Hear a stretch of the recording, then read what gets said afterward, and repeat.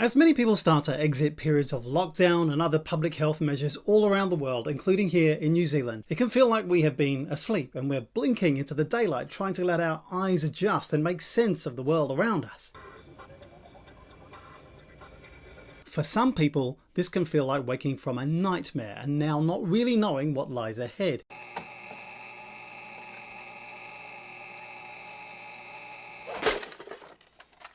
It's a beautiful morning. For others, it can feel like emerging from the comfort of security and routine into a place where things feel less predictable and certain than they were for the period of lockdown. So yes, people are reacting in many different ways. Part of what's going on here is understanding that we like predictability and certainty. Emotionally and socially, we have different preferences and tolerances for uncertainty. Some prefer the wild ride of life, taking things as they come.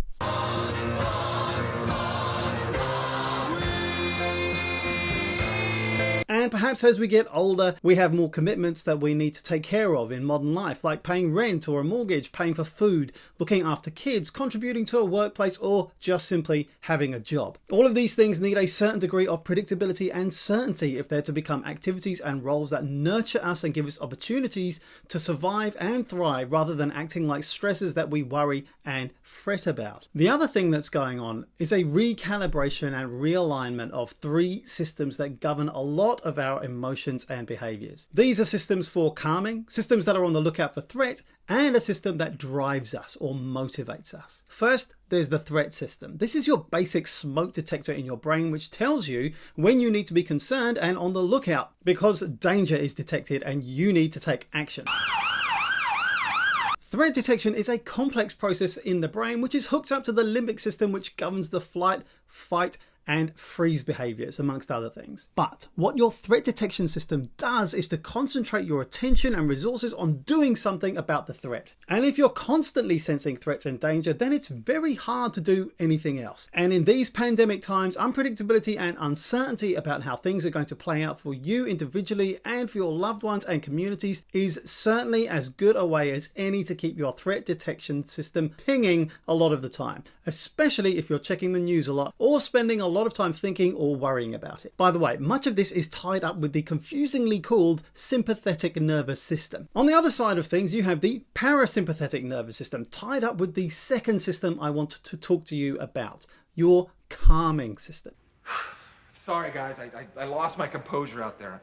If you think about the sympathetic nervous system as the accelerator in your car, then if you think about the parasympathetic nervous system as your brake, then it's a pretty good fit. Your calming parasympathetic nervous system can traditionally be activated by doing things like calm, even belly breathing. This helps to activate the parasympathetic nervous system, pushing the brake and lightening the pressure on the threat detection system, because they can't both work at once. By experiencing the effects of the intentional command of the calming system, the threat detection system senses that the internal environment is changing and can then go offline, stepping down alert levels, and then enabling you to devote your attention and resources to things other than immediate life preservation. Lots of my videos I've made on this channel have been about how you can take intentional control of this system so you can feel less out of control and driven by threat and the anxiety that this brings. The third system is your drive system, your motivation system. It's not about winning. It's about you and your relationship to yourself and your family and your friends. When the world is emerging from lockdown, you may be struggling to strike a balance between your accelerator and brake, and to be more intentional about how you can take control and use both your threat and alarm system, your accelerator and your brake, your calming system, so that you aren't kangarooing down the road. Let's assume for a moment that you're able to use that accelerator and brake more smoothly. How do you know where you're supposed to be heading to? What if your destination in the journey of your life looks completely different to where you were headed before the pandemic struck? Now, you may think that you need a GPS navigation system, right? Maybe that is what you need. Turn right. Now, proceed to that house where your sister's friend Megan lives. Or the equivalent of one in your brain to guide your behavior, what you're going to do. But a GPS system can get confused if you lose a signal, or maybe it hasn't been updated for the newest maps of the terrain of the world as it changes around you in these unpredictable and uncertain times. What you need is something more basic. What you need is a compass. And the best compass to help steer you through these troubled waters and uncharted territory is your value system. Because it's your values that steer and drive your behavior and act as your motivation. What you do. If you're experiencing lethargy at the moment, you might be experiencing a message that all is not well between the alignment of what you do and what you value. Ever had that uneasy feeling in your stomach when you end up doing something at work or at home that doesn't sit well with you? With chunks of potatoes, corn, and scallops. One of the reasons we can feel like this is that we find ourselves doing something or behaving in a way that doesn't fit well with the values that you hold dear.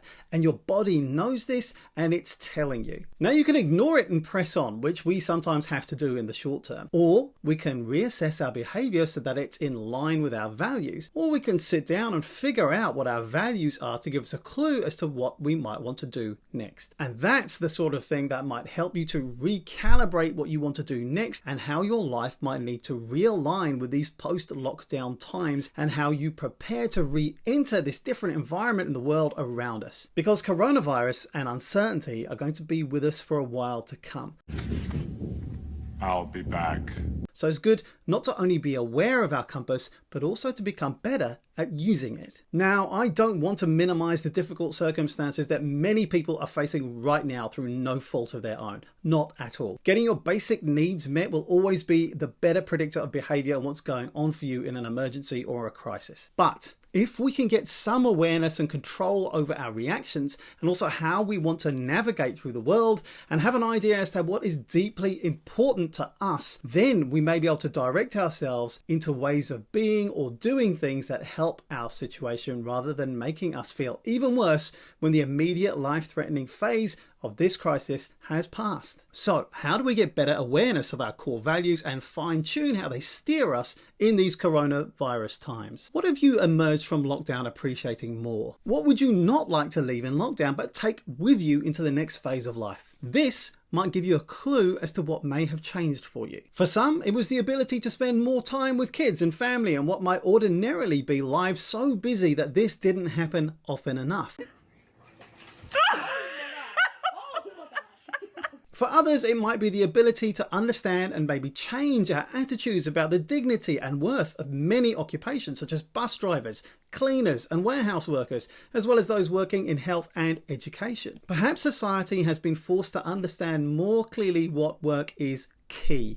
Perhaps you'll really remember people who enabled you to buy food for your families. Lockdown may help to cultivate a sense of civic responsibility if people can connect personal sacrifices or the discomfort that you felt to the broader public good which you have contributed to. And maybe it's that sense of civic good that is part of this wider societal recalibration and realignment. Maybe you're someone who values personal relationships and closeness. Maybe you love the connection you feel when you're in a big crowd, maybe at a music festival. Maybe that is connecting to a sense of something bigger than you. And maybe we might have to find new ways of living in line with these closely held or perhaps rediscovered values. Or maybe there are revelations to you that only emerged after going through lockdown. Recognize that this is a moment of recalibration and realignment for many people. We know that people who go through disasters or emergencies often emerge on the other side with a new understanding and appreciation of what's important to them. They then start making changes in their lives so that the way they spend their time, who they work for, and the work they do feels more aligned to what drives them personally. Of course, you may be in the position like many of taking whatever you can get to pay the bills, but your values also show up in how you deal with people at work and at home too. Take the time to understand that you might be going through a period of change, not just how coronavirus might be changing the external world all around us, but how it might be changing you too, even though you may never get infected by the virus itself. Take care, go well, and keep practicing on that break.